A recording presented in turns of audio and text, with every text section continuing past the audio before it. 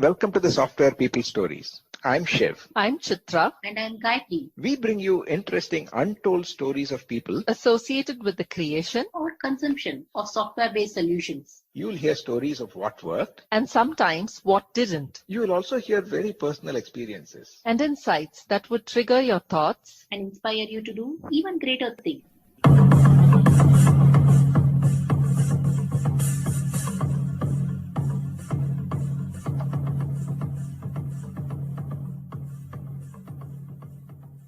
Getting the right vibes about security is something that can instill fear and uncertainty in many minds and businesses. This conversation between our guests this week, Ted Harrington, an ethical hacker, and Sivaguru, helps you understand and explore questions such as, do I really need to stay 2 steps ahead of the bad guys? How is this even possible? What it takes to stay in the game with the bad hackers in these times especially, where business ecosystems are complex with multiple partnerships and service providers. So how do we discover those trust boundaries and develop layers of defense? TED talks with an emphasis on looking at security in terms of the right way and to pursue a good thing. He also shares how to collaborate with security teams and companies and hacker teams, how to sensitize leadership and bring about the right mindset towards security. He then shares a message for people interested in pursuing security as a career. Listen on.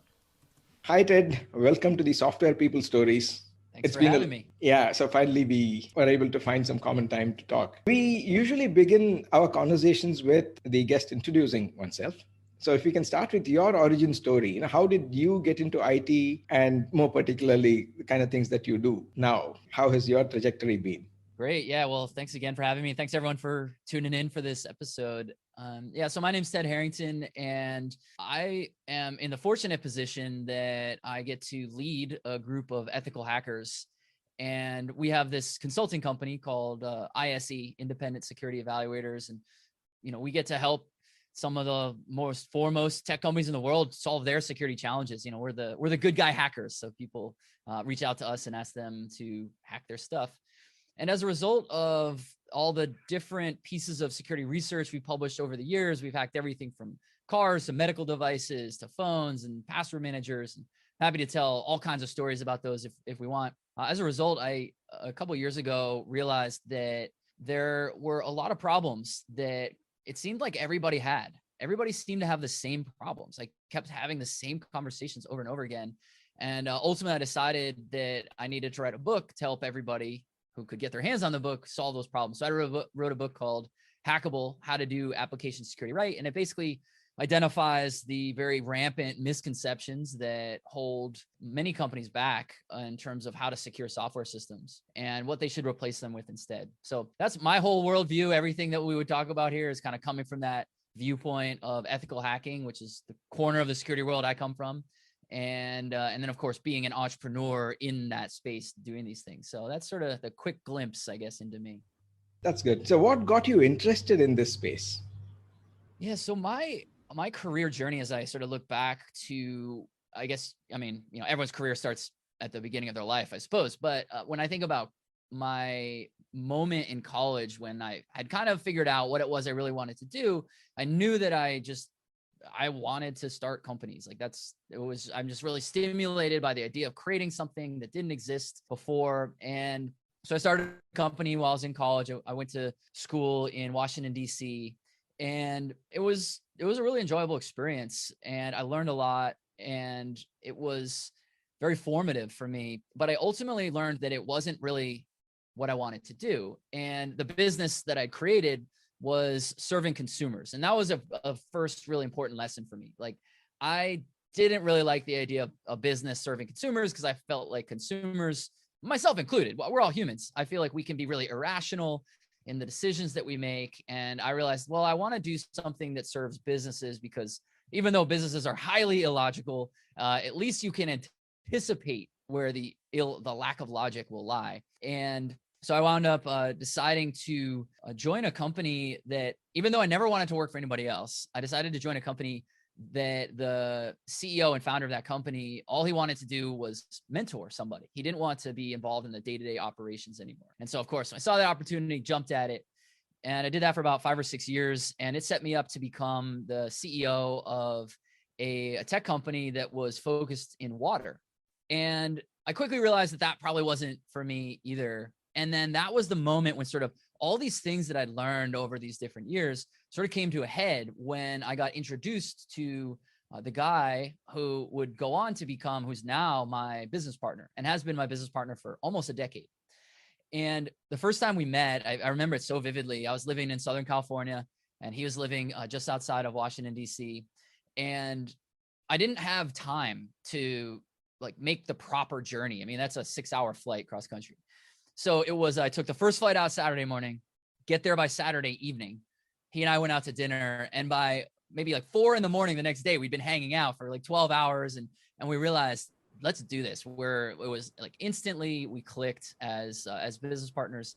And what I had found in this opportunity was what I didn't even necessarily, I couldn't necessarily put words on it until I was exposed to it and could look back on it and realize, whoa, those were the things that I need. And so by this point in my life, I now realize that security has really given me the opportunity to pursue all 4 of the principles in my life that I've identified that are important to me. In a professional context, there's more than these principles, obviously, as a complete human, but I'm driven to do hard things, to do things that matter, to do things in the service of others, and to get better every single day. And when you think about what defines security, those principles are the entire field of security.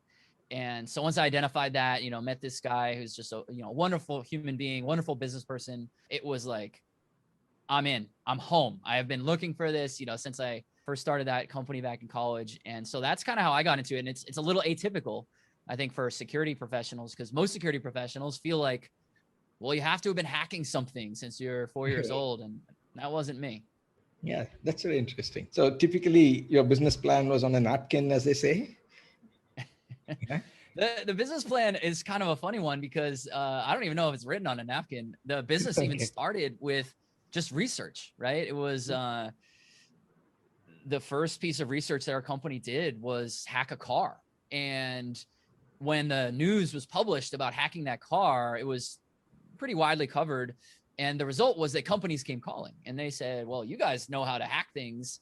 Can you help us hack our thing? And it was like, yeah. And so I mean, as simple as that sounds, it's obviously more sophisticated and complex than this, but at its core foundational element, that is what the business is help people by hacking the thing before the bad guy hacks the thing. And so you don't need a big fancy business plan to think about that. Now how you monetize it and how you scale it, yeah, it gets complex after that, but that's the business plan. Yeah, that's interesting. So how do you get into the mindset of outthinking the hacker? Oh, I love that question. I read about that question a lot in my book because I think that mindset that you're alluding to is one of the most important elements to success in security. Because to defend against the attacker, we have to think like the attacker. And I don't even necessarily frame it as far as quite the way you described it, and a lot of people do ask it that way, thinking like, well, how do we stay one step ahead of the attacker? And I'm not even sure that's possible to stay one step ahead of the attacker. I don't know if it's impossible, but I'm not convinced it is possible. But for sure, I know that if we think like the attacker, we can at least be in the game with them, right? And maybe the metaphor here is, it's not like if you're a soccer player, it's not how can this soccer player have a certain set of skills that, this professional soccer player has a set of skills that some other professional soccer player doesn't have. It's more like, how do I make sure that as a professional soccer player, I have as skills as elite and ideally better than others, and then can come to the game with the better game plan. And that's really what we're in right now. And the attackers, they're kicking our butt. We're absolutely getting decimated by the attackers because the defenders are having to convince ourselves that we must think like the attacker. The attackers are like, nah, game's on. We're not like, there is no one in a boardroom in some, black market hacker den somewhere being like, so should we attack these companies? No, they are like, they're going all out. Whereas on the defender side, we're like, well, prove the return on investment, and we get in our own way. And so it's not really an even match. But that's a really long roundabout way to get to your question. But to think like the attacker, the way that we do it is that we have to do two things. First thing we have to do is we have to ask those hard questions, ask those what if questions. And then the second thing we have to do is we have to adopt that malicious way of thinking. And most people don't think maliciously. Most people are wired to be good. So we have to think with a little bit of evil, while at the same time saying, well, we assume it's going to happen this way, but what if it happens that way instead? And the combination of those two things, that's actually how you ultimately think like an attacker. Yeah. So where do you draw the line? In two perspectives. Now, one, typically when we talk about implementing IT systems, there are different roles and skill sets that come into play.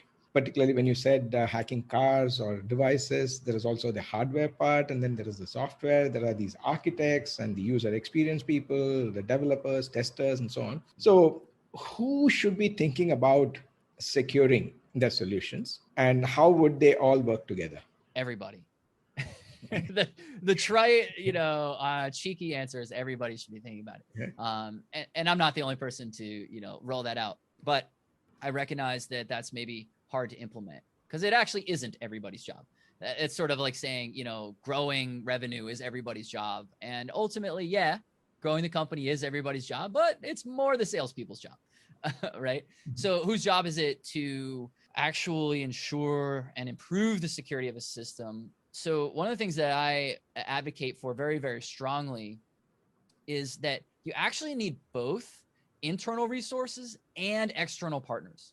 And that sometimes surprises people because they'll say, they're like, wait, Ted, aren't you literally in the business of being that external partner? Shouldn't your case be like, only hire people like me and my peers? And that would actually be very bad advice. If I said, oh, don't hire, in-house because we got you.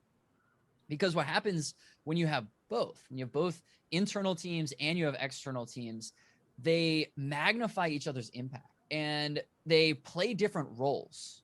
So for example, when you are building your in-house team, no matter how much autonomy that team is given, they are going to have some degree of bias. They're going to be influenced to some degree to the politics that exist within an organization. And at the end of the day, if the CEO walks up to an individual's desk and says, you will do it this way, they're almost certainly going to do it that way. Not necessarily, but very likely they're going to do it that way. By contrast, that same CEO, if he walked up to me in the course of an engagement and said, you will do it this way, we'll say respectfully, no, we won't.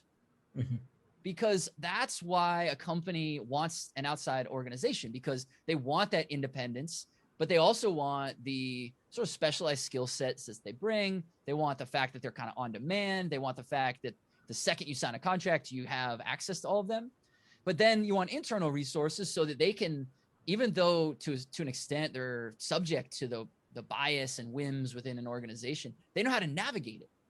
So we're successful when our stakeholder or point of contact knows how to navigate the way the company works in order to achieve their mission. We want to transfer knowledge to them. We want to make their teams better. And that's another example where internal and external teams really complement each other because you want that knowledge transfer.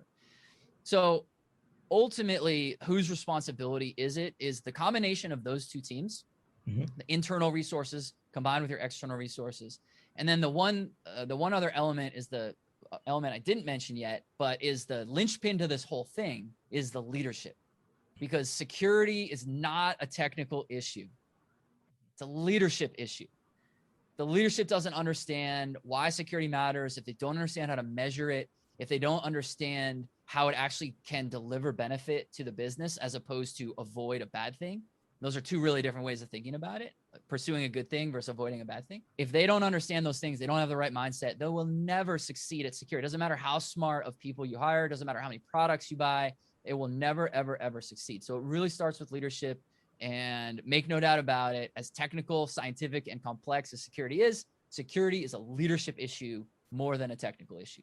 That's interesting. Just picking on two things that you mentioned, one about the knowledge transfer, and second, that security is not just a technical issue. What I've observed over the years is earlier you used to talk about SQL injection or cross-site scripting and so on, but now everybody talks about either social engineering or supply chain attacks and so on. So are these things trainable, or can someone get trained? And how do you sensitize leadership to consider these as important? Absolutely. Yeah. I mean, every part of a security program can be learned.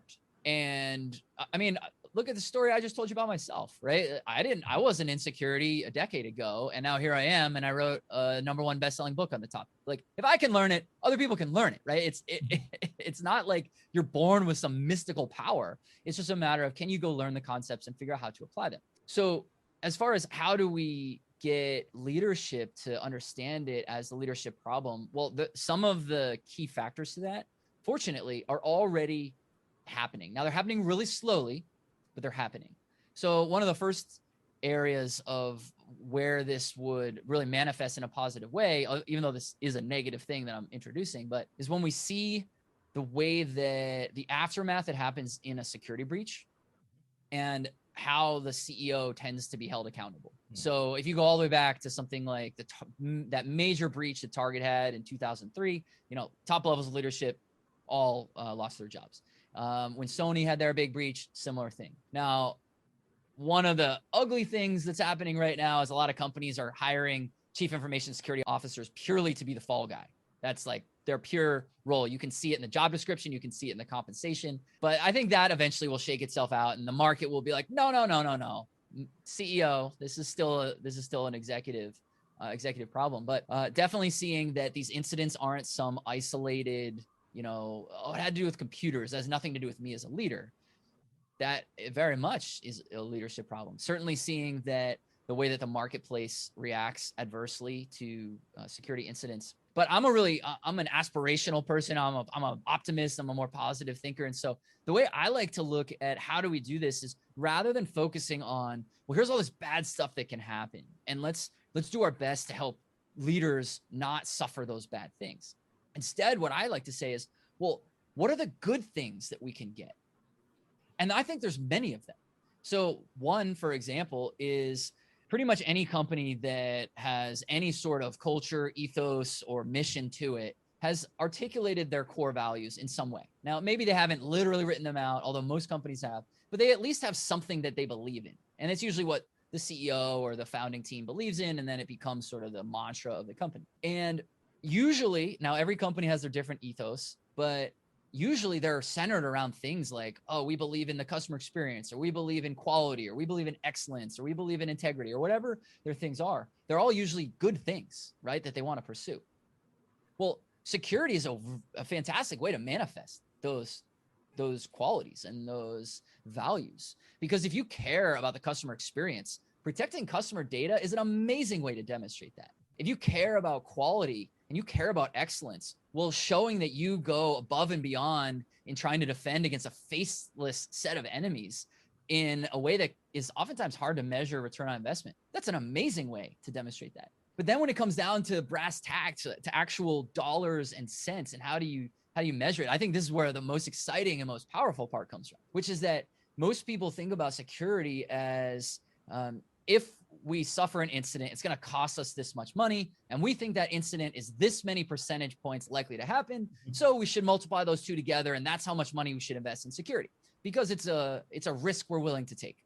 But I say no, that's a negative frame. That's saying, how do we avoid a bad thing? Now I say, well, how do we get a good thing? And the way we can get a good thing is we can get a competitive advantage, because in the way that the world works today, companies that buy things from other companies, they want those products and services to be secure. And yet most organizations have tremendous difficulty proving, let alone actually doing it, but like first doing it and then proving it that they're secure. So think about how compelling that is when you pair those two together.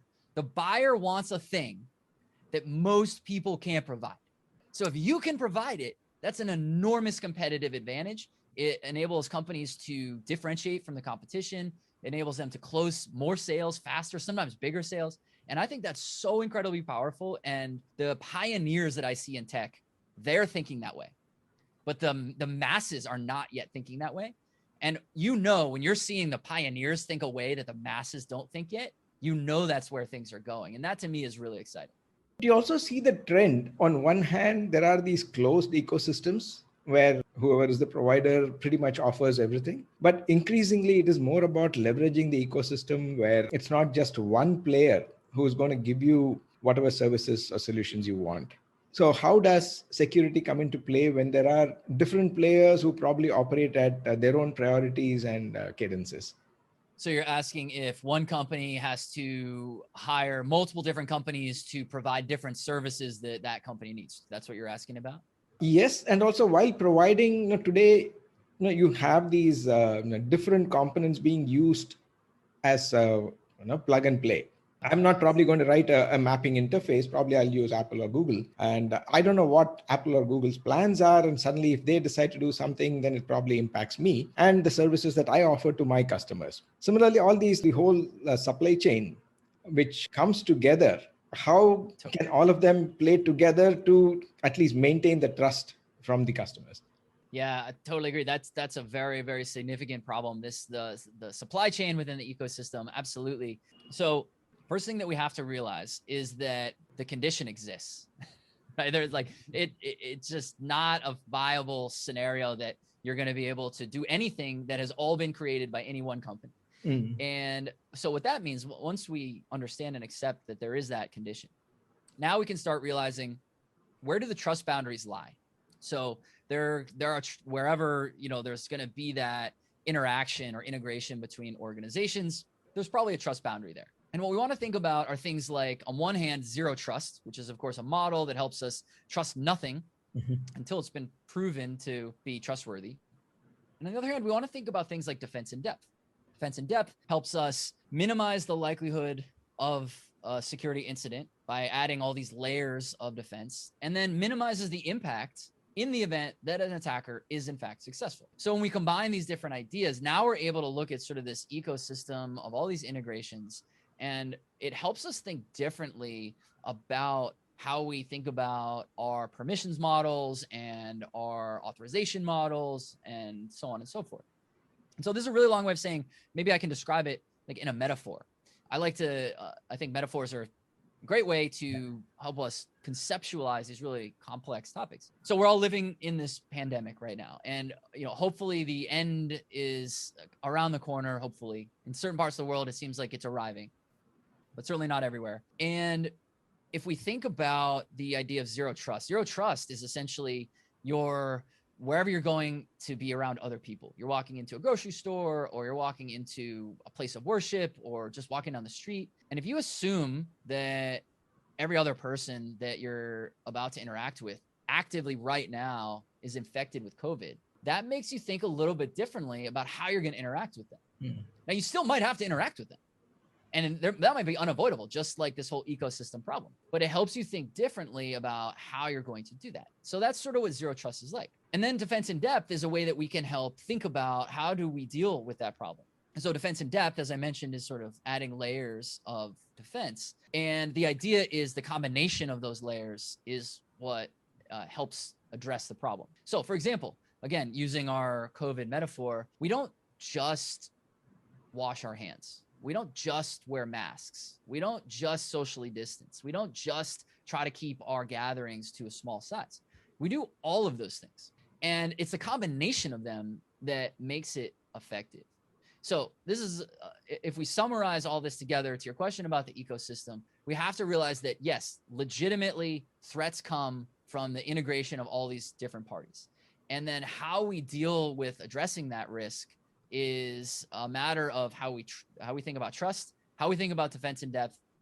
And then there's a whole element for larger organizations who actually do some sort of evaluation of security of these members in the ecosystem. There's a third step for them, but that's not necessarily for everybody. Okay, this is probably a controversial or provocative question. Have you observed when you sensitize people to security, zero trust, and all these concepts, do they become socially also isolated, that they don't want to deal with everybody? You always look at everything with zero trust. Yeah, that's a good question.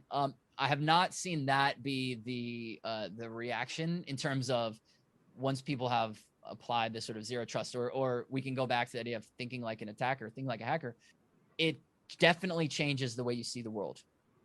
And that's not necessarily a bad thing, but I don't think it changes the way you see the world to the point where your life is terrible now. But I can tell you, coming from the corner of the world that is ethical hacking, this is our life.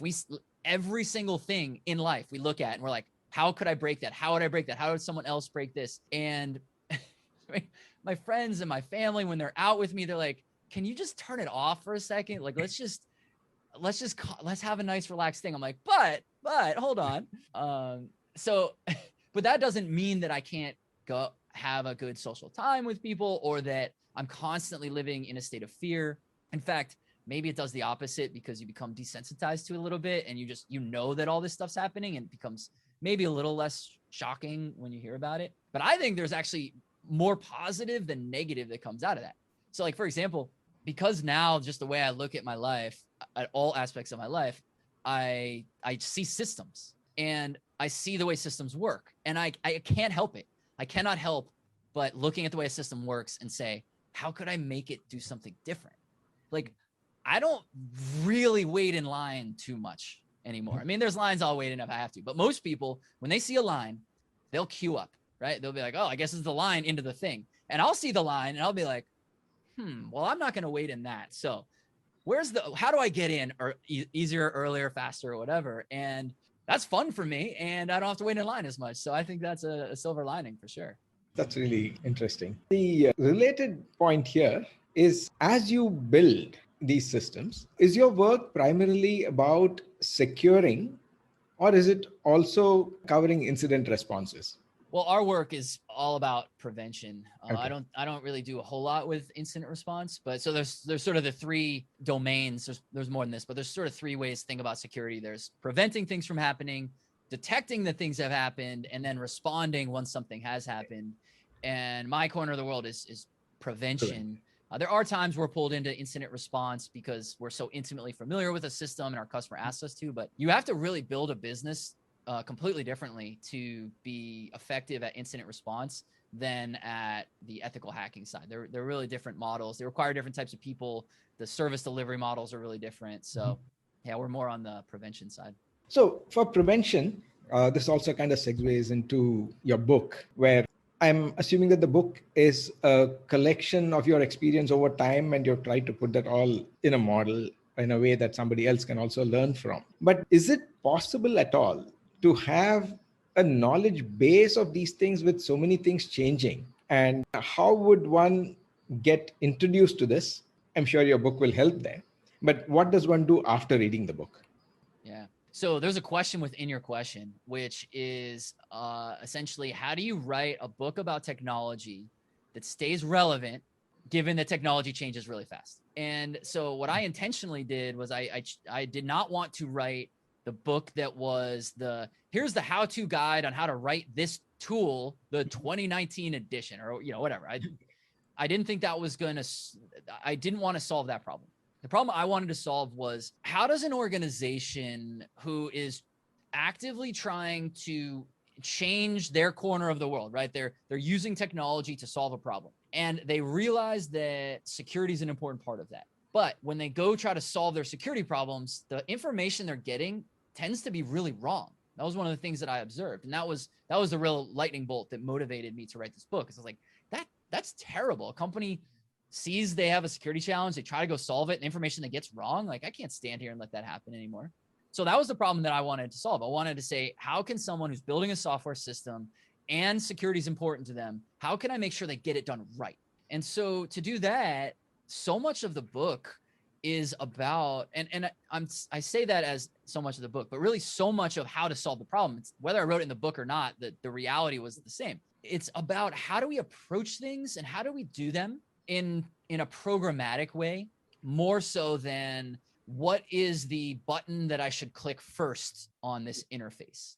And so in that regard, I would be willing to bet that the book that I wrote will probably be relevant for securing software systems for, I don't even know, decades, because the principles that are in it were relevant decades ago.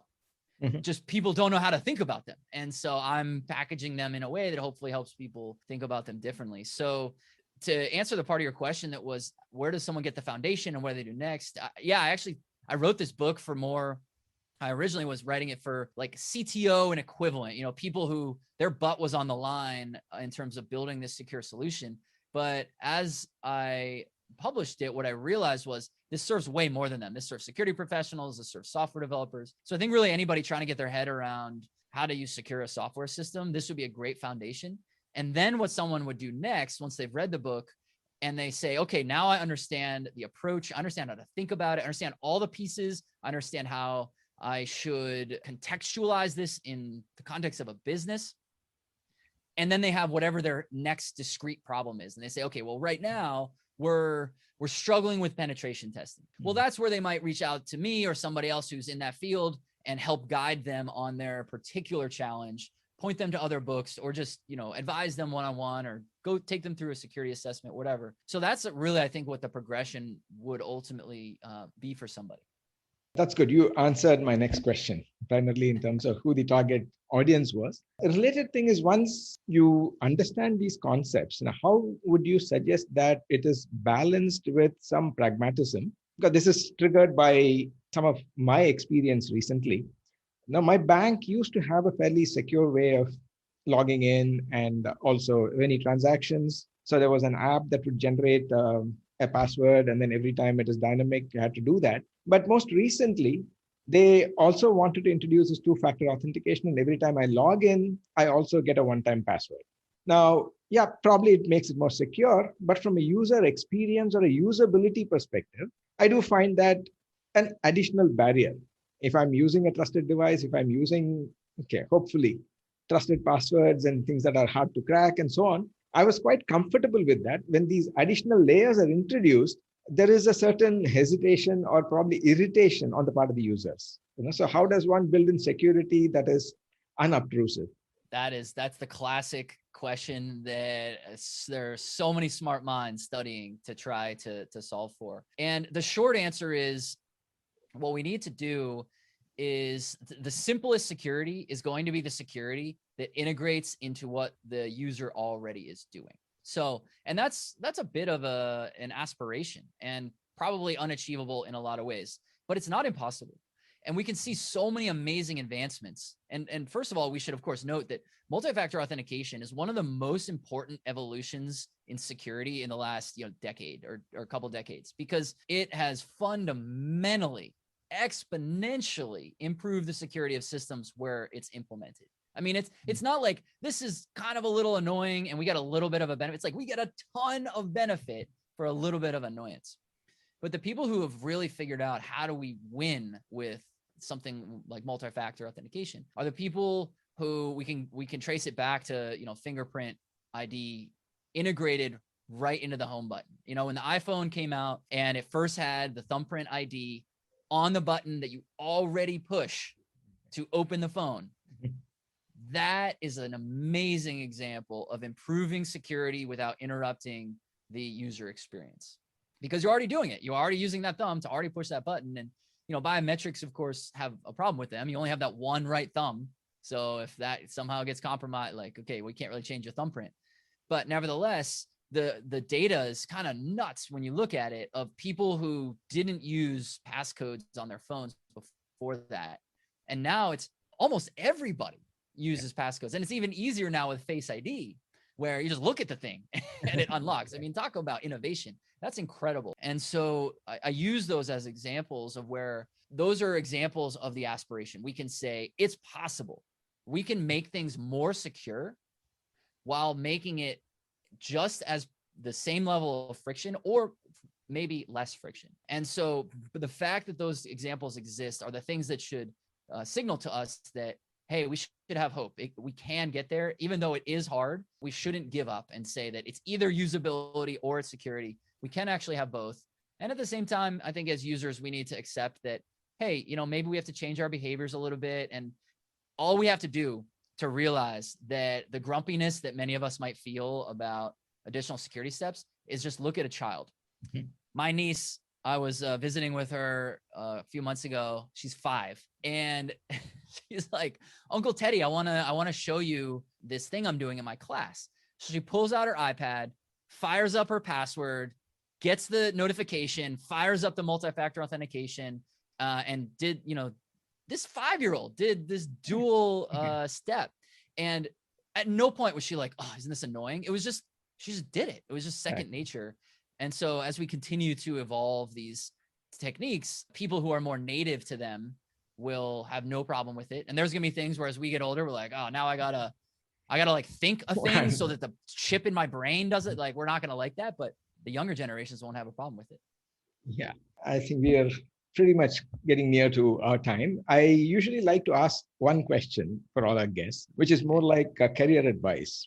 What do you think will tell someone that they can make a career in security, whether they are starting out or, as I said earlier, the mid-career crisis, saying that I'm fed up with what I'm doing and can I become a security professional?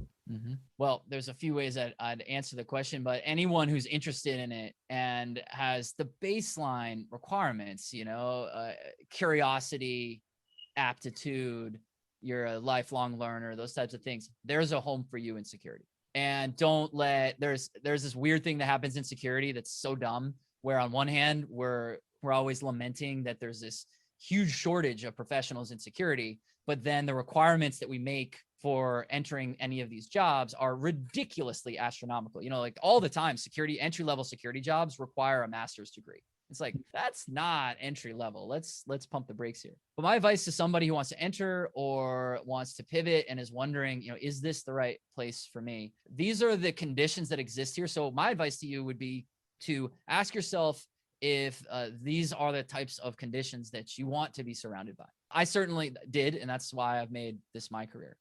But one is, are you driven to improve every day? And that means improve yourself, improve your peers, improve your company, and ultimately improve the organization around you. And it's okay if you're not. I mean, there's plenty of people who are fine just being like, just going with the flow. But if you're the kind of person who says, hey, I can make this better tomorrow than it is today, security is probably a pretty good place for you. If you are stimulated by being surrounded by really intelligent people who are going to constantly provoke and challenge the way that you think, security might be the right place for you. And that's not right for everybody. Some people don't necessarily like that academic sort of challenge. And there's no judgment in that. But if you're stimulated by that, this is a great place for you. And finally, if you're excited to be in a place that kind of has this really interesting mixture of, on one end, it's definitely, it's corporate. There's huge companies, enormous amounts of money getting spent on, everything. But the vibe is a bunch of just nerds. Like, everyone is just cool and hanging out and really comfortable in themselves, but also really uncomfortable because we're all nerds. If that's the kind of vibe that you want to be around, where it's, you get kind of some of the benefits of corporations, but without the sort of buttoned up ultra conservativeness that happens in other industries, like maybe banking or healthcare, things like that, then this might be a place for you. That's nicely put. Thanks a lot, Ted, for this wonderful conversation. And this has only triggered a lot more questions. Hopefully, we'll be able to catch up some other time. And probably it's better for people. I will definitely mention the link to your podcast, because you do have all these conversations as well as your book and the website. So thanks a lot. Yeah, absolutely. If anything that we talked about today, for any of you who are listening out there, if you had follow-up questions and you want help with anything, I'm super easy to get a hold of. If you want to know about my podcast, which you just mentioned there, you want to know more about the book, you want to know about our security testing practice, however I can help you. You want to follow me on social media, whatever you need, just go to tedharrington.com and all my contact info is there. I'm easy to get a hold of. I want to help you however I can. Thanks, Ted. Thank you.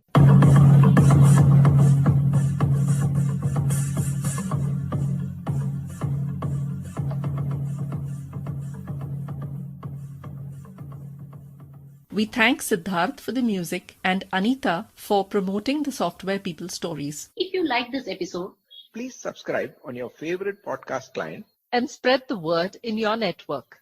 if you'd like to share your story, Contact us at podcasts@pm-powerconsulting.com.